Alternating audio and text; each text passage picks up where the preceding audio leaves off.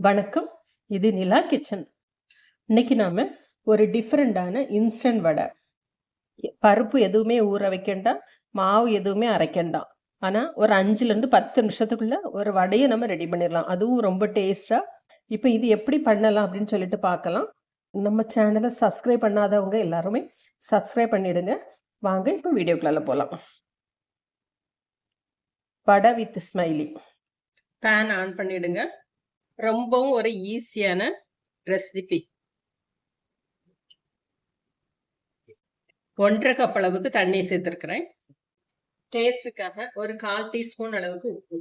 Spices வந்து ரொம்ப கிடையாது. நம்ம வடைக்கு என்னெல்லாம் சேர்ப்போம்: இஞ்சி, பச்சை மிளகா, மல்லித்தழை. மாவு அரைக்கணுங்கிற டென்ஷன்லாம் இல்லை. நினைச்ச மாத்திரத்துல நம்ம செஞ்சிடலாம். தண்ணி கொதி வந்துட்டு 1.5 கப்பு தண்ணிக்கு 1 கப் அளவுக்கு ரவை, வறுக்காத ரவை.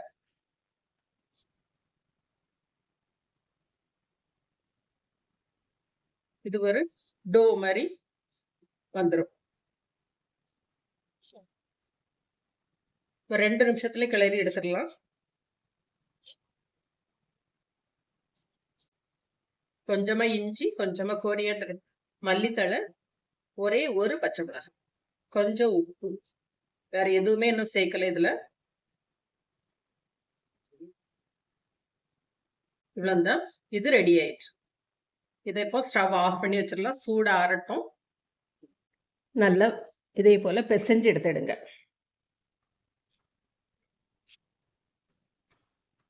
இப்போ நமக்கு என்ன ஷேப்பு பிடிக்குதோ அந்த ஷேப்புக்கு இதை ரெடி பண்ணிடலாம்.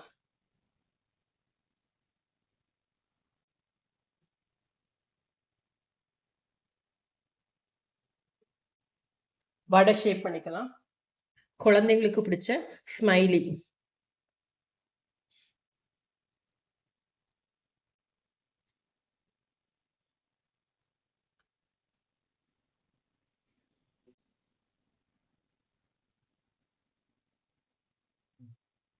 ஸ்மைலி நமக்கு என்ன ஷேப்பு பிடிக்குதோ அந்த ஷேப்பில் எல்லாமே ரெடி பண்ணி வச்சுட்டு ஒன்றா ஃப்ரை பண்ணி எடுத்துடலாம்.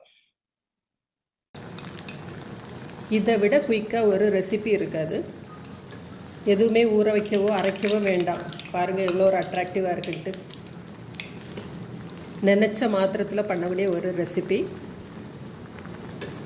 ஒரு 10 நிமிஷங்கிறதே ஒரு அதிகம்தான். அவ்வளோதான் டைம் எடுக்கும் ரெடி பண்ணுறதுக்கு. பாயிலிங் வாட்டரில் ஒரு 2 நிமிஷத்தில் ரவை வெந்துடும். அதேமாதிரி எண்ணெயில் போட்ட உடனே எடுத்துடலாம். ஏன்னா ஏற்கனவே ரவை நல்லா வெந்த ரவை. கொஞ்சம் கோல்டன் கலர் வந்தோடனே எடுங்க. அப்போ பார்க்குறதுக்கு நல்லாயிருக்கும்.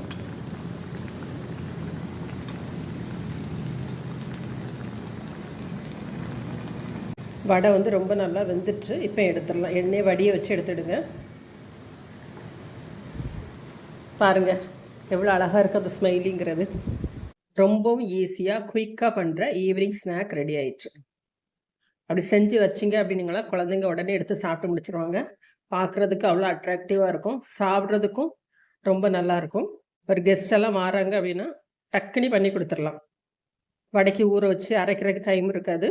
அந்த நேரங்களில் ஈஸியாக ரொம்ப பண்ணி கொடுக்கலாம்.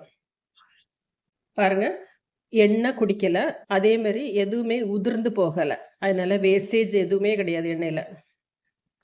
பார்த்தீங்கன்னா தெரியும், நம்ம விட்ட எண்ணெய் அப்படியே இருக்குது. அதனால தைரியமாக எல்லாரும் செஞ்சு சாப்பிடுங்க.